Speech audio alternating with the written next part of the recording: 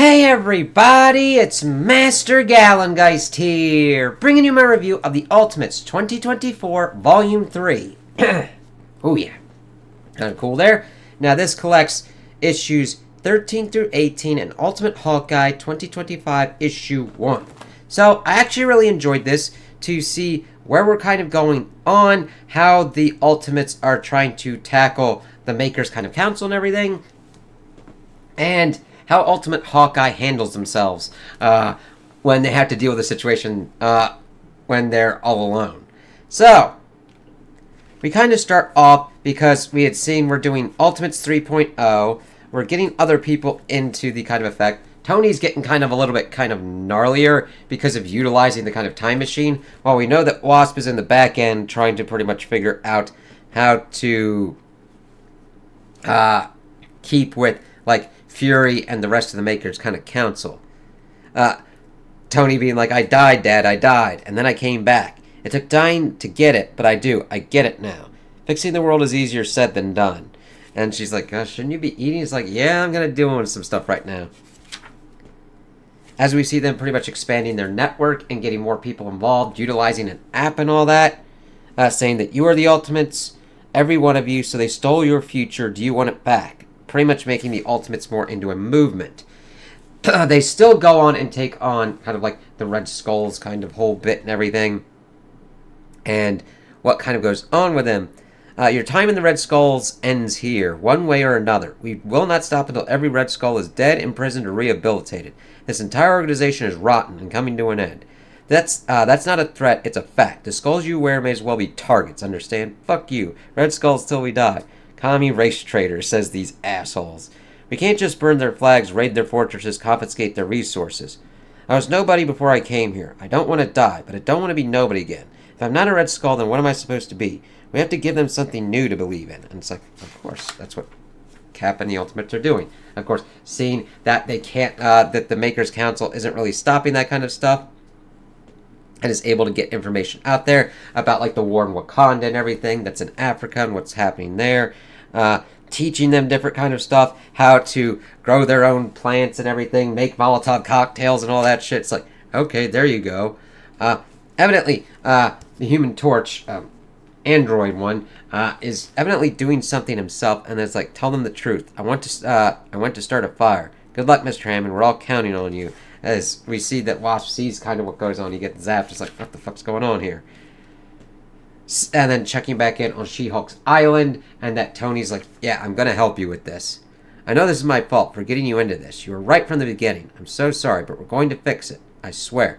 Rushing in was our mistake last time. This time must be different. Absolutely. First we observe, then we plan, then we prepare, and then we take it back, and I kill Banner with my bare hands. I'm looking forward to your whole bit there. We, of course, see that Thor's doing all this kind of stuff, in the Nine Realms as well, being like, yeah, I asked God for help, and God answered in a voice like thunder. The gods make war on a scale you cannot imagine. 9 realms hang in the balance. The fight for Midgard is but a minor skirmish. Kneel and beg all you like, Iron Lad. The gods no longer answer mortal prayers. Now you must answer your own. God said he was busy. The gods are kind of shit, Dad. It's like, yeah, Tony. Let's see here. Of course, seeing the whole prison kind of complex, and them kind of protecting themselves after they've kind of liberated it, seeing what Luke Cage and Danny Rand and the rest are kind of doing and helping the prisoners in there, which is actually pretty kind of cool. I kind of like this. Congratulations to the inaugural class of the Ultimate Avengers program. After Cage, Charlie, and Jonah, I realized we've been going about this in the wrong way. Heroes aren't born or made. They rise up from the people, from the struggle. Our prisons are overflowing with political prisoners, community leaders, dangers to the status quo, people who stood up, heroes in other words. It's not the Makers' list that makes them heroes, it's their actions. Yeah, it's like, alright, let's see how this kind of works out for them. As, of course, we see them doing kind of more training, Iron Lad kind of checking in, because the thing is, they do their own kind of temporal kind of bubble to hyperbolic time chamber this shit, as kind of similar to what's going on with the Maker. I get the idea from the Maker's City. We have a time machine. It's time we really use it. There you go. Of course, seeing the freakiness of Iron Lad being in multiple places at once of what's kind of going on. This whole breaking oneself down to isolated moments isn't easy. The mind's easy to fragment, but damn if it isn't effective. Next time, I think I'll try 9 or 10 at once. I wonder if we'll recognize each other. Of course, 5 months then remaining. So we see that Cap and Hawkeye are dealing with another Roxxon thing. Hawkeye's going like, fuck this shit, we got this. But we see that the fucking Corpo assholes pretty much are up onto this. We've got Rex Bonhurst, the CEO of Roxxon. We've got Nicodemus West, CMO of Alchemix. Justine Hammer of Hammer Weapons. And the AIM, Scientist Supreme. And Obelet Midas. And they're like, okay, let's kind of deal with these assholes because we're losing money and everything like that. And fuck that shit. So they pretty much call in Emma Frost and utilize, let's see. They almost get through Hawkeye's kind of time frame as a bet, but of course that's when Pietro and Scarlet Witch pop up, and Wanda. It's like, oh shit. And everything starts going wrong with Hawkeye's weaponry. And they're like, oh, what the fuck's kind of going on here? Well, Cap gets like beat to shit by a speedster. It's like, shit, fuck. Telling him to blow the pipeline and stuff. Of course, Cap does a bap onto Scarlet Witch, and this, of course, pisses off the brother. As we get this really great one page where Cap is getting like rocked. But the thing is, they pretty much get the pipeline spilling, and he's like, "Yeah, you're now go so fast that you start doing friction. Get him on fire." He's like, "Yeah, you're not gonna get burned, but the oxygen in your lungs are gonna get burned out." So yeah. But we see that Emma, utilizing her stuff, has pretty much taken out the rest of the CEO heads, but kept Obelet. I mean, like, yeah, we see, because we saw what was kind of going. They saw what was going on in their minds, and she's like, "Hey, why? Why leave me alive? You all nursed fantasies of displacing DaCosta. Only yours showed any promise. You show creativity and potential, Ms. Midas, despite what your father says. Now be a good girl and I teach you how to take over the world. So, what are we supposed to do with them? Do the Ultimates take prisoners?" As we see Cap beat to shit. It's like, yeah, but they kind of then get deprogrammed and work with them. Now, this is actually pretty cool as we get into Ultimate Shang-Chi. First, getting into, his name was Shen-Chi, the Miraculous, 8th wielder of the Iron Fist, master of every discipline, greatest warrior heaven would ever see. In the celestial tournaments, he easily proved himself most deadly of the mortal weapons. His performance was so perfect, his movement so fluid, and his technique so beyond reproach, that even the gods looked at him whose name meant godlike with respect. It's like, shit, okay.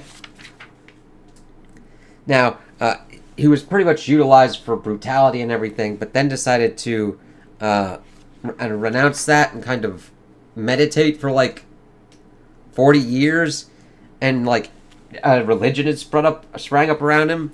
So he was pretty much trying to go around the world and kind of like help people as much as possible, but still trying to be more of a kind of pacifist. He would fight when he would need to, but not being the kind of like bloodthirsty, kind of crazy kind of thing that others would utilize him for. And this is actually kind of badass. They fought for 1,000 days and 1,000 nights. They fought so furiously the 7 celestial cities shook, and mountains shattered, and the sun once more hid her face, and even the stars in the night fled in fear, so that the naked machineries of heaven filled the sky for a time. But in the end, the gods prevailed. Shen-Chi's followers gathered once more around their dying teacher. With his last breath, he promised to one day return. And of course, that links up here with what's going on with the Ultimates. Even throughout the Makers kind of control, this legend continued to go on, and actually pretty cool artwork here. Though the shading's a little bit darker for the shadows than I would like, as we see that Uranium Brother 235, Immortal Weapon of the Hulk, has pretty much been sent to go after the child that is the reincarnation, and we get some crazy battle here with the Ultimates taking him on. She-Hulk kind of getting a little bit fucked up and almost getting her heart ripped out. But she's like, fuck that. And then Tony's like, let's try this again. As she pretty much is able to rip his head off. She's like, fuck that. I'm going to tell Banner myself. It's like, shit, she is not fucking around this time. So let's see. The next one actually deals with this one girl and how she's kind of dealing with the world and how she's kind of fallen in with the Ultimates movement. How it started first with them taking her teacher, who was actually pretty cool, and then her friend who got a mutation, pretty much getting gills, and then her friend being taken, and that said that she suddenly died. Seeing how the Ultimates are kind of popping up and everything, and being afraid at first, but then being like, you know what, I'm going to do this. Meeting with different kind of resistance in people, and seeing young and old kind of going out. It's really kind of cool. But saying that she even kind of helped Steve Rogers at one point, like, hide out. It's like, that's pretty cool for her to kind of link up. However, they're trying to kind of tell her to stop before it's too late. However, we do see that they do pop up and take out her parents as she's trying to leave and flee. It's really kind of weird because they're at first kind of going for her, but they think that she's thinking that they're going for the neighbors. They then light them up, and then, we saw your message, dear. Now here, take this and follow the route on your phone. Go. And then, of course, they kind of like rat her out, kind of. It's kind of weird. Then she kind of loses a hand and is still able to kind of get away because, keep going, girlie. Get to the rendezvous point. You, don't worry. These are my streets. I know how to disappear. Go. Then she's able to kind of get in the truck. It's like, don't worry, Ren. You're safe now. We're going to fix the world. You'll see. It's like, okay, cool. And we do see her later on helping out. This one was a little bit kind of weird as we see Doom kind of dealing with his own kind of issues. Of course, it's done in kind of 4-panel kind of increments. It's very interestingly done. Where you've got each one where you would... Normally you'd read it up and down, which is how I kind of read it the first time. But you see that it's more kind of horizontal as you're kind of going through, as Doom is making and utilizing cosmic rays from America Chavez to do this whole Project 4 kind of thing, the Fantastic Four.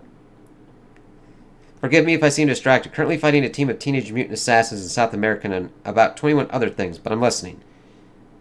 One of the teens just put acid in my face. And of course, at a certain point, he does get all of these other kind of groups into the effect, but he still feels the missing presence of his Fantastic Four that he's supposed to be a part of.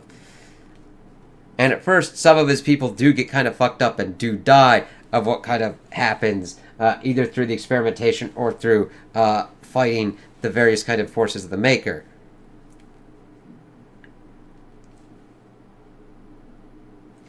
But we see eventually that he gets to a kind of point that, of course, Doom very much feeling hopeless against the Maker. It's hopeless, Tony. It always was. I was a fool to think otherwise, even for a moment. One cannot escape one's Maker, any more than one can escape oneself. It's like, no, man. I have to go. No matter how many of myself I create, it never seems to be enough. Those teenagers killed me. I can't force you to stay, Doom. The Ultimates is, by design, a choice. I'll just say this. This thing might not work with you, but it definitely doesn't work without you. Hey, Doom. Henry. And, of course, the rest of his fantastic entourage kind of asks him to, like, celebrate with them, and he eventually does. I'm considering leaving the Ultimates. I consider that about 100 times a day. I am not stable. I cannot be trusted. I had pretty much the same thought back when I had my little revelation. You know what Cap told me? His failures are not your failures. His sins are not your sins. Annoyingly right, as always. You decide who you're going to be, Doom. This latest revelation is only part of it. I am not well, Henry. There are times I feel figures close to me looking over my shoulder like ghosts.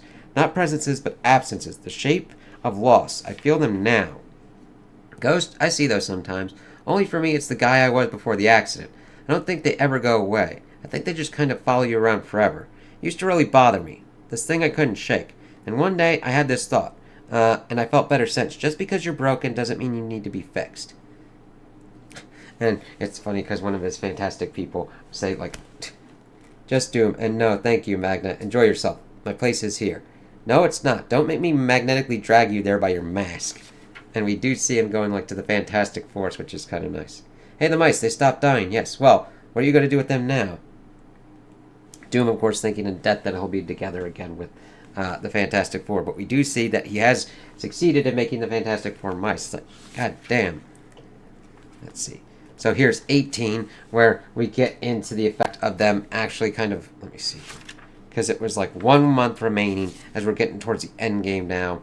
As we see Tony utilizing and putting a broadcast out to the people and actually starting to hit stuff. as we see the Makers Council getting pissed off, but we also see Mysterio there, so the secret's out. It's like, all right, let's see what's kind of going on here.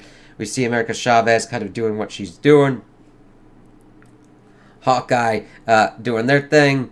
We then see Ren from the previous one helping out. Luke Cage gearing up.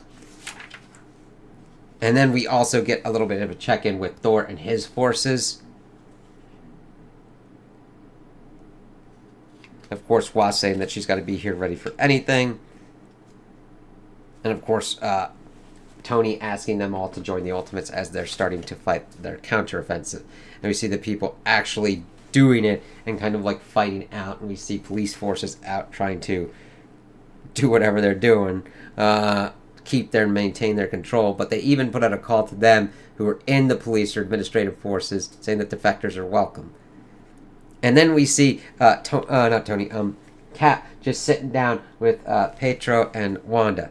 Pedro, Wanda, you're looking much better. Why do you keep being nice to us? What do you want?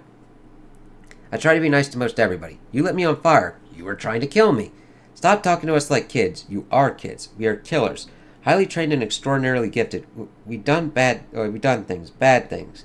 You wouldn't be so nice if you knew. That doesn't mean you can't do good things. And to be fair, Wanda, the world did bad things to you first.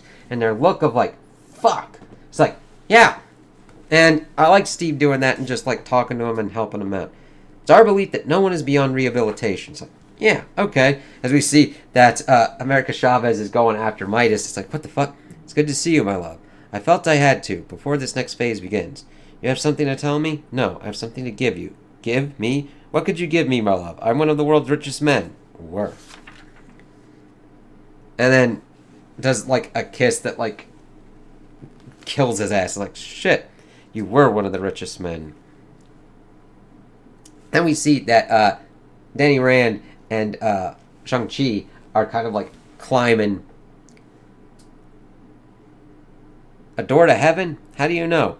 How does one know anything? How do you know your name? You just know. I know many things. Yeah? Like what else? I know our lives are inextricably tied for a time, so stop being lazy and move quickly. It's like... So it's really kind of nice seeing everything kind of like coming to a head and setting us up for what's going on at the end. Getting 0 months to go, telling them to rise up. We then get Hawkeye's bit, where they go after Claw. It's like, okay, this is a crazy-ass looking Claw. As they're able to pretty much utilize their arrow in some crazy-ass ways to blast in and pretty much take his fucking eye out. It's like, shit. Let's see. And then we kind of get into Hawkeye's mom about, like, that she loved poetry. She'd pick up secondhand anthologies from the community college to add to her never-ending collection, but she read every one of them. Memorized a good amount, too. Said it brought her peace during the chaos. We all pick up bits and pieces of our parents along the way. Some are good, some not so good. She also had a terrible temper. Called it her righteous anger. Got her into a lot of trouble and killed her in the end. I like to think that I didn't get that part of her. That all I got was the poetry. But I know I did. It's like, yeah, you kind of do have that anger. As we see that they're kind of popping in to this kind of like weird-ass thing that's kind of going on. Pretty much going after the senator. Going after a mark. Get the photos, grab some video, then we're out. No need to expose myself or make this messier than needed, but I'm always prepared. Found you, Senator. But, of course, it's a trap for them as they get drugged. And they're like, oh, shit, fuck. Pardon me, excuse me. So then we're pretty much stuck in a kind of game. They have to choose between a hammer and a ruler. I think I'm some kind of Elliot. What the hell good is a ruler against psychopaths? Yeah, but then it's like, okay, I either put the ruler down or I break my hand on this thing. It's like, shit. Doing that gets their kind of gear back. However, they're almost kind of like fucked up. Let me see here. You must choose the sun or the moon, male or female. You can only choose one as you are not the rebus. What the hell is the rebus? Time is fleeting, so pick quickly. Otherwise, the four will be distant memory. Your game is stupid. I choose not to choose. Yeah. Interesting and pretty decent artwork here for what's kind of going on.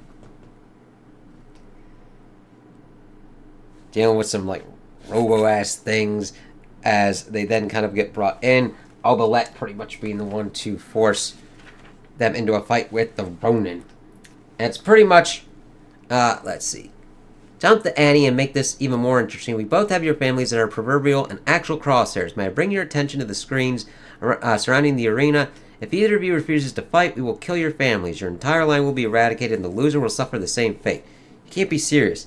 That is one thing we are, Charlie Ramsey. Serious. Ronan knows this. He owes us a lot of money. If he survives, the debt will be forgiven. You also owe us a lot of money with all the trouble you caused, but if you win, your debt will be forgiven. You can't play with people's lives like this. Oh, but we can, and we will. So we pretty much get them into a kind of gnarly-ass fight where Charlie has to figure out how to fight with this, especially since their hands kind of fucked up. Of course, getting into a position where Ronan is told to pretty much kill Charlie, but they're able to use their feet to blast off a blinding arrow.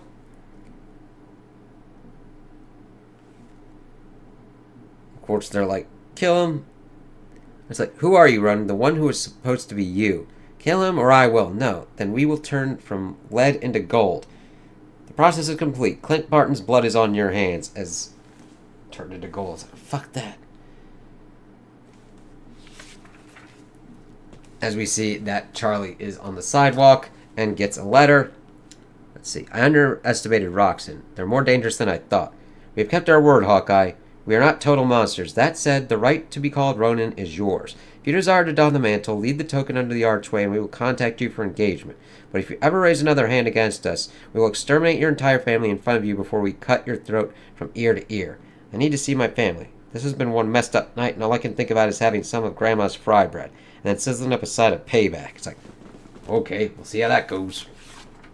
So, I overall like this, of how it was kind of tying in and upping us ante-wise into what's kind of going on, getting introduced to the ultimate versions of Scarlet Witch and Pietro, and how they're kind of brought into the ultimate fold, how they are tactically kind of taking on what's going on and utilizing the Maker's kind of strategy of the kind of cities to get their own kind of forces into work, expanding their network kind of guerrilla style with their app, and how that's kind of working out, and Shang-Chi and the Iron Fist. We'll have to see how that kind of plays into the effect of what's going on as it's amped up at the end. And seeing a little bit of Hawkeye dealing with trying to do a kind of covert operation before having to fight Clint Barton, Ronin. And that was actually pretty interesting. I'm like, okay, well, we'll have to see how this ends and how Ultimate Endgame kind of works into that kind of effect as well. So, those are my opinions on the volume. Tell me what you guys think in the comments below. If you liked it, if you didn't like it, if you agree with me, if you disagree with me. Also like and subscribe, and I hope you have a good day.